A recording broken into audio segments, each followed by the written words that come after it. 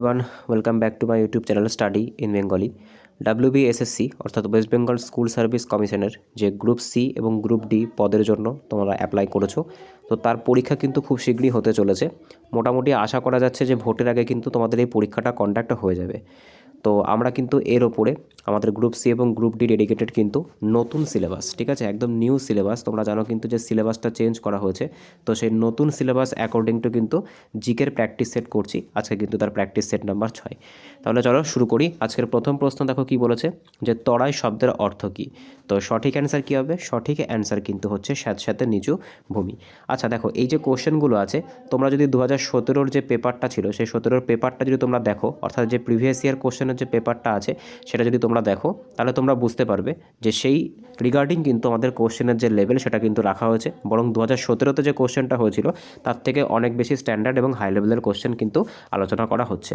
তাহলে ভিডিওটা কিন্তু একদম লাস্ট পর্যন্ত দেখবে। তো দেখো, প্রথম প্রশ্ন ছিল তরাই শব্দের অর্থ আমরা জানলাম স্যাঁতস্যাঁতে নিচু ভূমি। পরবর্তী প্রশ্ন দেখব যে পানিপথের প্রথম যুদ্ধ কত সালে হয়েছিল।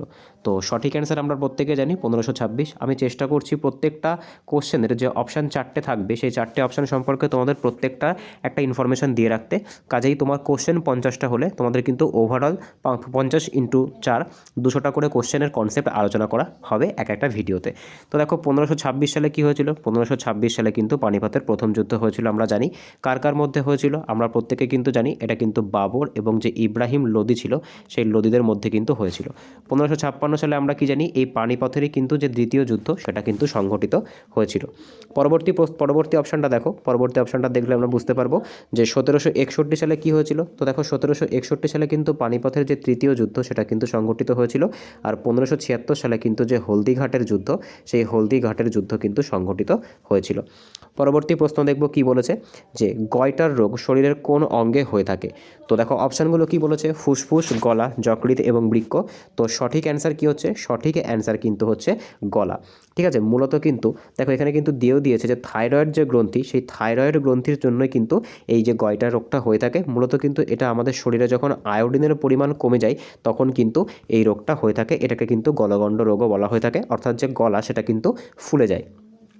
পরবর্তী প্রশ্ন দেখব। পরবর্তী প্রশ্ন কি বলেছে, যে ভারতীয় সংবিধানে মোট কতগুলি মৌলিক কর্তব্য আছে। তো দেখো সবার প্রথম জানতে হবে যে মৌলিক কর্তব্য কোথায় আছে। তো দেখো মৌলিক কর্তব্য আমাদের ভারতীয় সংবিধানের কত নাম্বার পার্টে আছে তো মনে রাখতে হবে, এটা কিন্তু যে পার্ট 4A সেখানে কিন্তু আছে। ঠিক আছে, আর দেখো এই যে মৌলিক কর্তব্য আছে, সেই মৌলিক কর্তব্যকে কিন্তু কততম সংবিধান সংশোধনীতে অ্যাড করা হয়েছিল, এটা কিন্তু যে 42তম সংবিধান সংশোধনী সেখানে কিন্তু অ্যাড করা হয়েছিল 1976 সালে। বর্তমানে কিন্তু মোট 11টি মৌলিক কর্তব্য আছে। আর সর্বশেষ যে মৌলিক কর্তব্যটা আছে, অর্থাৎ 11তম যে মৌলিক কর্তব্য, সেটা কিন্তু শিক্ষা সংক্রান্ত, যেখানে কিন্তু বলা হয়েছে 6 থেকে 14 বছর পর্যন্ত প্রত্যেকটি শিশুকে তার বাবা মায়েরা বা তার অভিভাবকরা কিন্তু বাধ্যতামূলক যে প্রাইমারি এডুকেশন সেটা কিন্তু দেয়াবে। পরবর্তী প্রশ্ন দেখব। পরবর্তী প্রশ্ন কি বলেছে, আজকের 5 নম্বর কোশ্চেনটা কি বলেছে, যে পশ্চিমবঙ্গের কোন জেলাটি হিমালয়ের পাদদেশে অবস্থিত। দেখো যেহেতু এটা পশ্চিমবঙ্গ রিলেটেড কোশ্চেন, তো সেক্ষেত্রে কিন্তু পশ্চিমবঙ্গ রিলেটেড তোমরা পশ্চিমবঙ্গ রিলেটেড এক্সাম, তো সেক্ষেত্রে কিন্তু পশ্চিমবঙ্গের নানা কোশ্চেন তোমরা দেখতে পাবে। তো দেখো যে পশ্চিমবঙ্গের কোন জেলাটি হিমালয়ের পাদদেশে অবস্থিত। তো সঠিক অ্যান্সার কিন্তু হচ্ছে এর মধ্যে জলপাইগুড়ি কিন্তু হিমালয়ের পাদদেশে অবস্থিত। পরবর্তী প্রশ্ন দেখব কি বলেছে, যে কম্পিউটারের মস্তিষ্ক কাকে বলা হয়। আশা করি এই কোশ্চেনের অ্যান্সার তোমরা প্রত্যেকে জানো, সিপিইউকে কিন্তু কি বলা হয়, কম্পিউটারের মস্তিষ্ক বলা হয়ে থাকে। আচ্ছা, এই র্যাম আর রমের মধ্যে কিন্তু অনেকে গুলিয়ে ফেলো, তো মনে রাখি দেখো এই যে রম যেটা আছে এটা কিন্তু তোমার হচ্ছে পার্মানেন্ট মেমোরি। ঠিক আছে, এটা কি, এটা কিন্তু তোমার হচ্ছে যে পার্মানেন্ট মেমোরি, সেটা কিন্তু হচ্ছে কি, সেটা কিন্তু হচ্ছে এই রম। আর যে র্যাম আছে সেটা কিন্তু তোমার হচ্ছে একটা টেম্পোরারি মেমোরি বা সেকেন্ডারি মেমোরি আমরা বলতে পারি। পরবর্তী প্রশ্ন দেখবো আজকে 7 নম্বর কোশ্চেন, যে অগ্নিবীণা কাব্যগ্রন্থটি কার লেখা। রবীন্দ্রনাথ ঠাকুর, জসীমউদ্দিন, কাজী নজরুল ইসলাম নাকি জীবনানন্দ দাশ। দেখো আমি আবারও বলছি, যেহেতু তোমাদের স্কুল সার্ভিস কমিশনের এক্সাম, তো সেক্ষেত্রে কিন্তু যে বাংলা সাহিত্য থেকে কোশ্চেন আসবে এটা কিন্তু তোমার বলাই বাহুল্য। তো সেক্ষেত্রে দেখো আমাদেরকে কিছু সাহিত্যের টপিকও পড়তে হবে, যেরকম অগ্নিবীণা এই যে উপন্যাস এটা কিন্তু কাজী নজরুল ইসলামের লেখা। পরবর্তী প্রশ্ন দেখব কি বলেছে, যে বায়ুমণ্ডলের কোন স্তরে ওজোন গ্যাস থাকে। তো তোমরা আসলে করি প্রত্যেকে জানো, তো এই ওজোন গ্যাস কিন্তু বায়ুমণ্ডলের যে স্ট্র্যাটোস্ফিয়ার থাকে, এই স্ট্র্যাটোস্ফিয়ারের ওপরে কিন্তু এই ওজোন স্তরটা থাকে, যেটা কি করে সূর্য থেকে কিন্তু যে ইউভি রেসগুলো আসে সেখান থেকে কিন্তু পৃথিবীকে বাঁচায়। আর এই ওজোন স্তর কিন্তু যে গ্রিন হাউস এফেক্ট তার জন্য কি হচ্ছে, তার জন্য কিন্তু ক্ষয় হয়ে যাচ্ছে, মূলত কিন্তু সিএফসি বা ক্লোরোফ্লোরোকার্বনের জন্য। পরবর্তী প্রশ্ন দেখব কি বলেছে, যে জৈন ধর্মের প্রবর্তককে, তো আমরা প্রত্যেকে জানি সঠিক অ্যান্সার কিন্তু হচ্ছে মহাবীর। জৈন ধর্মে কিন্তু মোট 24 জন তীর্থক্ষণ ছিলেন, তার মধ্যে যিনি প্রথম ছিলেন তার নাম কি ছিল, তার নাম কিন্তু ছিল ঋষভদেব, ঠিক আছে। আর যিনি 23 নম্বর ছিলেন সেটাও কিন্তু গুরুত্বপূর্ণ, তার নাম কিন্তু হচ্ছে পার্শ্বনাথ। আর মহাবীর কিন্তু ছিলেন 24তম, ঠিক আছে। আর মহাবীরের সিম্বল কি ছিল, মহাবীরের সিম্বল কিন্তু ছিল হচ্ছে সিংহ। পরবর্তী প্রশ্ন দেখব, পরবর্তী প্রশ্ন কি বলেছে, যে পশ্চিমবঙ্গের তাঁতি সম্প্রদায় প্রধানত কোন শিল্পের সাথে সম্পর্কযুক্ত। তো দেখো এটা তো আমাদের একদম কমন সেন্সের কোশ্চেন, এটা কিন্তু তোমার তাঁত শিল্প বা এক কথায় আমরা বলতে পারি কাপড় বা যে বস্ত্র শিল্প সেই বস্ত্রের সাথে কিন্তু সম্পর্কযুক্ত হবে। পরবর্তী প্রশ্ন দেখব কি বলেছে, যে রক্তের লাল রঙের জন্য দায়ী কোনটা। তো আমরা প্রত্যেকে জানি হিমোগ্লোবিন কিন্তু কিসের জন্য দায়ী, হিমোগ্লোবিন যে রঞ্জক পদার্থটা থাকে সেই রঞ্জক পদার্থটার জন্যই কিন্তু রক্তের রং লাল হয়ে থাকে। আর এর কাজ কি, এর কাজ কিন্তু হচ্ছে অক্সিজেনকে সরবরাহ করা। পরবর্তী প্রশ্ন দেখব, পরবর্তী প্রশ্ন কি বলেছে। আচ্ছা, পরবর্তী প্রশ্নে যার আগে তোমাদের একটা জিনিস বলে রাখি, রক্তের মধ্যে কিন্তু 2 রকমের উপাদান থাকে, একটাকে আমরা প্লাজমা বলি আর একটাকে কিন্তু আমরা কি বলে থাকি, একটাকে কিন্তু আমরা বলে থাকি রক্তকণিকা। মনে রাখবে এই প্লাজমার পরিমাণ কিন্তু প্রায় 55% হয়ে থাকে আর রক্তকণিকা কিন্তু 45% হয়ে থাকে। পরবর্তী প্রশ্ন দেখব কি বলেছে আজকে 12তম কোশ্চেন, যে সতীদাহ প্রথা কে রদ করেছিলেন। তো সঠিক অ্যান্সার কিন্তু হচ্ছে লর্ড উইলিয়াম বেন্টিং। আচ্ছা, এখানে কিন্তু দেখো রাজা রামমোহন রায়ের কথাটাও কিন্তু তোমাদেরকে মনে রাখতে হবে, কারণ এনার উদ্যোগে কিন্তু 1829 সালে লর্ড উইলিয়াম বেন্টিং এই প্রথাটাকে রদ করেছিলেন। পরবর্তী প্রশ্ন দেখব, পরবর্তী প্রশ্ন কি বলেছে, যে পশ্চিমবঙ্গের কোন জেলায় ফারাক্কাবাদ অবস্থিত, মালদা, মুর্শিদাবাদ, নদিয়া নাকি বীরভূম। তো সঠিক অ্যান্সার কী হবে, সঠিক অ্যান্সার কিন্তু হচ্ছে মুর্শিদাবাদে কি আছে, মুর্শিদাবাদে কিন্তু ফারাক্কাবাদ আছে। আচ্ছা, মুর্শিদাবাদ সম্পর্কে একটা জিনিস তোমাদেরকে মনে রাখতে হবে, যে মুর্শিদাবাদের ধুলিয়ান থেকে কি হয়েছে, গঙ্গা নদী কিন্তু তোমার হচ্ছে দুভাগে ভাগ হয়ে গেছে, একটা কিন্তু বাংলাদেশে চলে গেছে পদ্মা নামে আর একটা কিন্তু ভাগীরথী হুগলি নামে পশ্চিমবঙ্গের মধ্যে দিয়ে প্রবাহিত হয়ে, পশ্চিমবঙ্গের মধ্যে দিয়েই প্রবাহিত হয়ে কিন্তু কোথায় গেছে, পুরো পশ্চিমবঙ্গ, কলকাতা, উত্তর 24 পরগনা, নদিয়া, মুর্শিদাবাদ প্রত্যেকটা জেলার পাশে গিয়ে কোথায় পড়েছে, সেটা কিন্তু বঙ্গোপসাগরে পড়েছে। পরবর্তী প্রশ্ন দেখব কি বলেছে আজকে 14তম কোশ্চেন, যে লোহিত রক্তকণিকা কোথায় তৈরি হয়। তো এই কোশ্চেনটা কিন্তু তোমাদের মুখস্থ হয়ে যাওয়ার কথা, অনেকবার কিন্তু এই কোশ্চেনটা রিপিট হয়েছে। তো সঠিক অ্যান্সার কিন্তু হচ্ছে যে লাল অস্থিমজ্জা থাকে বা বোন ম্যারো, সেখানে কিন্তু এটা তৈরি হয়ে থাকে। আর এটা কোথায় কিন্তু তোমার হচ্ছে ধ্বংস হয়, স্প্লিন। আচ্ছা, স্প্লিনকে কি বলে, দেখো স্প্লিনকে কিন্তু বলা হয় প্লীহা, এই প্লীহাতে গিয়ে কিন্তু কি হয়, এটা কিন্তু ধ্বংস হয়। এর আয়ু কত, এর আয়ু কিন্তু হচ্ছে 120 দিন। পরবর্তী প্রশ্ন দেখব, যে ভারতের রাজধানী কবে কলকাতা থেকে দিল্লিতে স্থানান্তর করা হয়েছিল। তো সঠিক অ্যান্সার কিন্তু হচ্ছে 1911 সালে। দেখো 1773 সালের যে রেগুলেটিং অ্যাক্ট ছিল, সেই রেগুলেটিং অ্যাক্ট অনুযায়ী কিন্তু কি করা হয়েছিল, কলকাতাকে কিন্তু ভারতের রাজধানী বানানো হয়েছিল, কিন্তু পরবর্তীকালে 1911 সালে কিন্তু রাজধানীটাকে ট্রান্সফার করে দিল্লিতে নিয়ে যাওয়া হয়। পরবর্তী প্রশ্ন দেখব আজকে 16তম কোশ্চেন, যে মানুষের দেহে মোট হাড়ের সংখ্যা। এটা তো খুব সোজা একটা কোশ্চেন হয়ে গেল। পরবর্তী প্রশ্ন দেখব কি বলেছে 17তম কোশ্চেন, যে পশ্চিমবঙ্গের কোন শহরকে ম্যানচেস্টার বলা হয়, হাওড়া, কলকাতা, খড়গপুর নাকি শ্রীরামপুর। তো সঠিক অ্যান্সার কিন্তু হচ্ছে হাওড়াকে কি বলা হয়, হাওড়াকে কিন্তু ম্যানচেস্টার বলা হয়। তার কারণ এখানে কিন্তু প্রচুর পরিমাণে কি আছে, প্রচুর পরিমাণে কিন্তু তোমার হচ্ছে কাপড় কল আছে, বা এখানে কিন্তু আমরা বলতে পারি এক কথায় যে প্রচুর পরিমাণে কিন্তু যে গার্মেন্টস আছে সেই গার্মেন্টসের ফ্যাক্টরি কিন্তু তুমি হাওড়াতে গেলে দেখতে পাবে। পরবর্তী প্রশ্ন দেখব আজকের 18তম কোশ্চেন, যে পঞ্চতন্ত্র কে লিখেছেন। তো আমরা প্রত্যেকে জানি সঠিক অ্যান্সার কিন্তু হচ্ছে বিষ্ণু শর্মা কিন্তু পঞ্চতন্ত্র লিখেছেন। চাণক্য সম্পর্কে আমরা কি জানি, চাণক্য কি লিখেছেন, চাণক্য কিন্তু যে অর্থশাস্ত্র আছে সেই অর্থশাস্ত্রের রচয়িতা। কালিদাস আমরা কি জানি, কালিদাসের কিন্তু যে মেঘদূত বা শকুন্তলা যে নাটকগুলো আছে সেগুলো কিন্তু প্রত্যেকটা কালিদাসেরই লেখা। পরবর্তী প্রশ্ন দেখব কি বলেছে, পরবর্তী প্রশ্ন আজকের 19তম কোশ্চেন, সূর্য থেকে পৃথিবীতে আলো আসতে কত সময় লাগে। তো অ্যান্সার কিন্তু হচ্ছে 8 মিনিট 20 সেকেন্ড। আচ্ছা, এবার দেখো অনেকের ডাউট হতে পারে যে কোশ্চেনের লেভেল এরকম কেন। দেখো যে কোশ্চেনগুলো তোমাদের করানো হচ্ছে সেগুলো কিন্তু তোমাদের সব 2017 যে প্রিভিয়াস ইয়ার কোশ্চেন বেসড বা সেরকম লেভেলেরই কিন্তু রাখা হয়েছে। তো সেক্ষেত্রে কিন্তু তোমাদেরকে আমি একটা জিনিস আবারও বলছি, তোমরা কিন্তু স্কুল লেভেলের যে গ্রুপ সি এবং গ্রুপ ডি অর্থাৎ যে শিক্ষাকর্মীর পরীক্ষা দিতে যাবে, তো সেক্ষেত্রে কিন্তু কোশ্চেনের লেভেলটা এরকমই হবে। পরবর্তী প্রশ্ন দেখবো আজকের 20তম কোশ্চেন, যে পশ্চিমবঙ্গের বর্তমান রাজ্যপালের নাম কি। তো সঠিক অ্যান্সার, এটা কিন্তু কারেন্ট অ্যাফেয়ার্স, এখানে কিন্তু তোমাদের কারেন্ট অ্যাফেয়ার্সও দেবে, তো এটা কিন্তু কারেন্ট অ্যাফেয়ার্স। তো সঠিক অ্যান্সার কিন্তু হচ্ছে সিভি আনন্দ বোস। পরবর্তী প্রশ্ন দেখব কি বলেছে, পরবর্তী প্রশ্ন আজকের 21তম কোশ্চেন, যে ডায়াবেটিস রোগ শরীরের কোন হরমোনের অভাবে হয়ে থাকে। তো সঠিক অ্যান্সার কী হবে, তো এটা সঠিক অ্যান্সার কিন্তু হচ্ছে এটা কিন্তু ইনসুলিনের অভাবে হয়ে থাকে। ইনসুলিন কোথা থেকে পাই আমরা, ইনসুলিন কিন্তু আমাদের যে অগ্নাশয় আছে সেই অগ্নাশয় থেকে কিন্তু ইনসুলিনটা নিঃসৃত হয়ে থাকে। থাইরক্সিন কোথা থেকে নিঃসৃত হয়, থাইরক্সিন কিন্তু যে থাইরয়েড গ্ল্যান্ড সেখান থেকে নিঃসৃত হয়।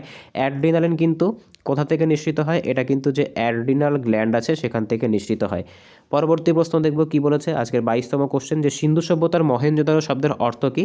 তো সঠিক অ্যান্সার কিন্তু হচ্ছে মৃতের স্তূপ। মহেঞ্জোদারো শব্দের অর্থ কিন্তু হচ্ছে মৃতের স্তূপ। এটা কত সালে আবিষ্কার করা হয়েছিল? 1922 সালে কিন্তু রাখালদাস বন্দ্যোপাধ্যায় দ্বারা কিন্তু এটা আবিষ্কার করা হয়েছিল। বর্তমানে এটা কোথায় আছে? পাকিস্তানে কিন্তু যে লারকানা প্রদেশ সেখানে কিন্তু অবস্থিত এর ধ্বংসাবশেষ। পরবর্তী প্রশ্ন দেখব আজকে 23তম কোশ্চেন, যে ভারতের সংবিধানের সংশোধন করার ক্ষমতা কার আছে? সুপ্রিম কোর্টের আছে, রাষ্ট্রপতি আছে, পার্লামেন্ট আছে, নাকি প্রধানমন্ত্রীর আছে? তো দেখো অনেকে কিন্তু এটার যে অ্যান্সার সেটা কিন্তু কি করো, সেটা কিন্তু তোমার হচ্ছে সুপ্রিম কোর্ট করো, কিন্তু সেটা কিন্তু ভুল। ঠিক আছে, সংবিধান সংশোধন যেটা কিন্তু 368 নম্বর আর্টিকেল অনুযায়ী হয়ে থাকে সেটা কিন্তু সংসদের কাছেই থাকে। ঠিক আছে, তো একটা সংবিধান সংশোধনী করতে গেলে কিন্তু সংসদের উভয় কক্ষ থেকে পাশ করাতে হয়, প্লাস কিন্তু সেখানে প্রেসিডেন্টের স্বাক্ষরও করাতে হয়ে থাকে।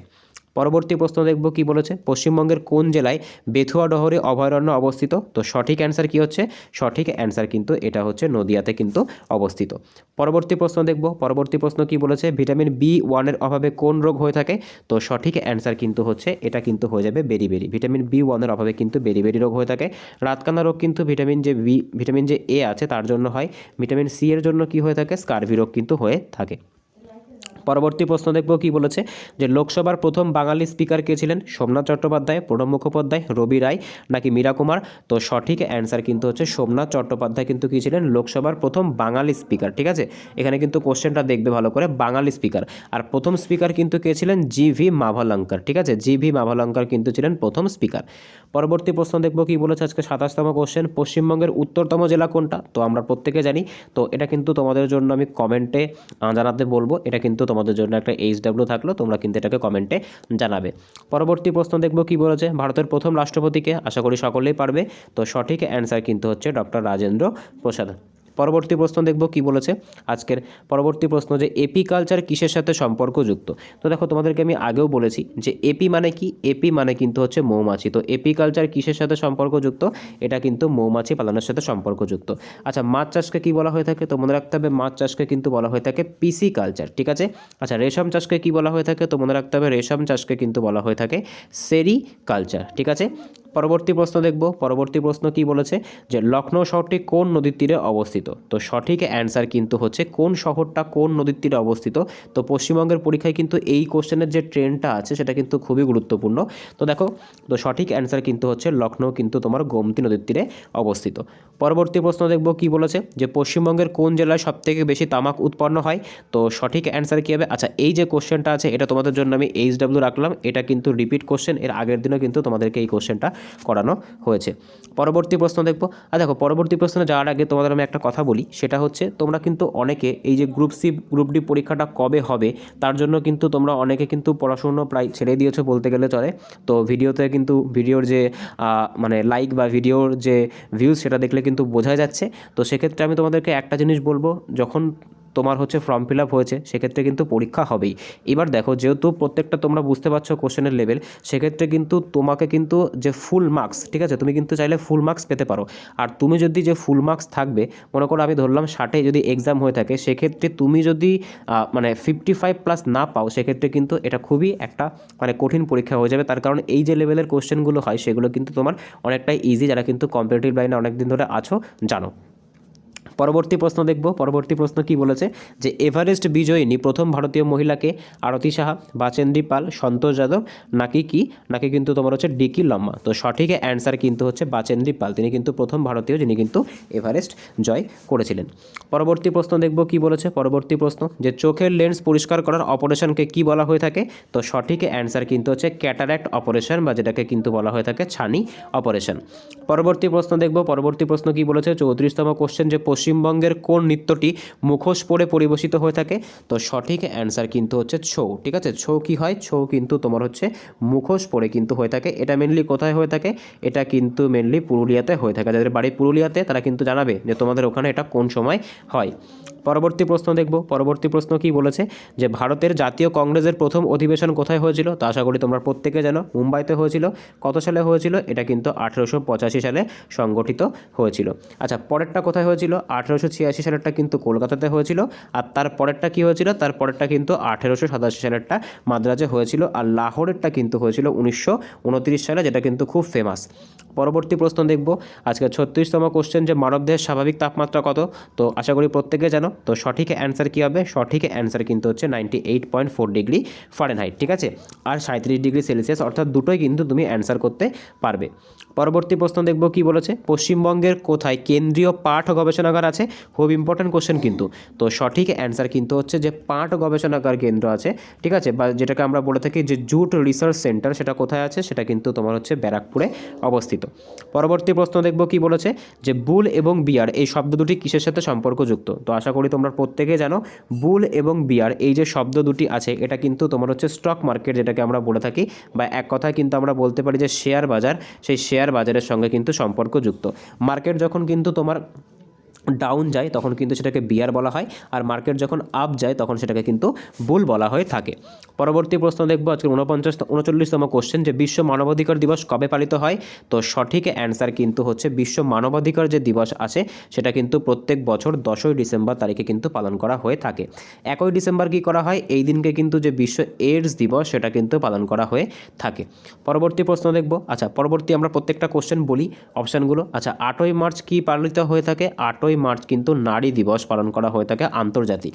আর 5ই জুন আমরা জানি এটা কিন্তু তোমার হচ্ছে সারা বিশ্ব জুড়ে কিন্তু পরিবেশ দিবস পালন করা হয়ে থাকে।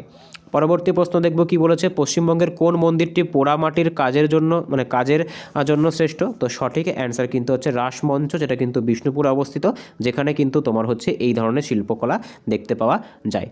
পরবর্তী প্রশ্ন দেখব আজকের 41তম কোশ্চেন, যে পিতল কোন কোন ধাতুর সংকর?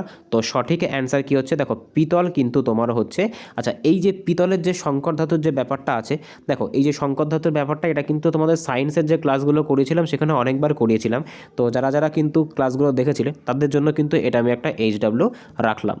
পরবর্তী প্রশ্ন দেখব, পরবর্তী প্রশ্ন কি বলেছে, যে লোকসভায় কটি আসন পশ্চিমবঙ্গের জন্য সংরক্ষিত? দেখো তোমাদেরকে আমি বলে দিচ্ছি, তো লোকসভাতে আমাদের পশ্চিমবঙ্গের কতগুলো সিট আছে?